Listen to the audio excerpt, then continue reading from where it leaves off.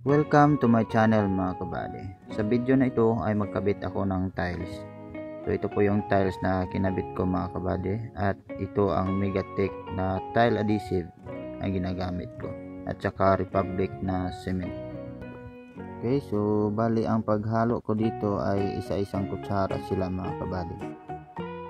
So pareho sila ng sukat. Okay lang naman kung may cement na ihalo natin kasi nasa walling lang naman yung tiles na kinabit ko. Pero yung sa flooring niya ay puro adhesive lang ang nilagay ko kasi kailangan na solido yung tiles sa flooring natin. So ganito lang kasimple ang paghalo mga kabady.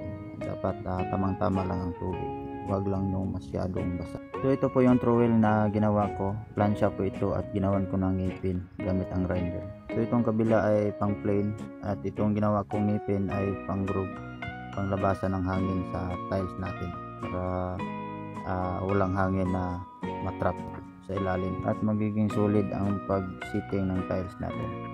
So ito siya mga kabady. Ngayon ipapakita ko sa inyo ang sample kung paano to gamitin.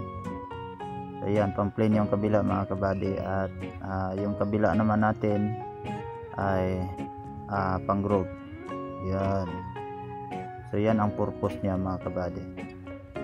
Yan. So makalabas na yung hangin pag pinukpok natin yung tiles ng rubber na hammer.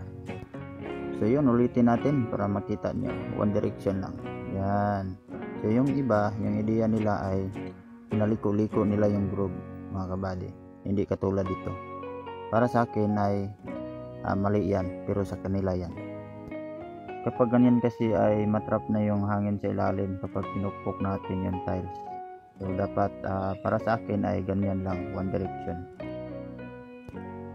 So yan mga kabady, magkabit na ako ng tiles. Ilagay ko na yung hinalo ko na tile adhesive at saka cement, no? So ang pagkabit nito ay depende na po yan sa kapal ng inyong adhesive. Ito sa akin ay medyo manipis lang to. So ganito lang ang pagproseso ko. So pasensya na kung medyo madilim kasi nasa loob ako ng bahay. So ganito na mga kabady, no? So nagawan ko na ng groove. So ikabit ko na to. So pag ganyan lang mga kabady. Yan. So ito po yung rubber na hammer pang pokpok sa tiles. Yan. Pukpukin lang natin ng maayos mga kabady. At ito po yung barley bear na gagamitin natin para masukat natin yung level niya. Okay. So dapat mayroon kayong ganito mga kabady kung gusto niyo mag-sitting ng tiles sa inyong bahay. Yan. So bali ito po yung nakabit ko na tiles mga kabady. Yan. So malapit na matapos to, at itong lababo niya ay hindi pa tapos. Yan. So mamaya na yan. So yan na mga kabady, ako po ay magpaalam na sa inyo, at maraming salamat po sa panonood ng aking video, at sana po natulungan ko kayo.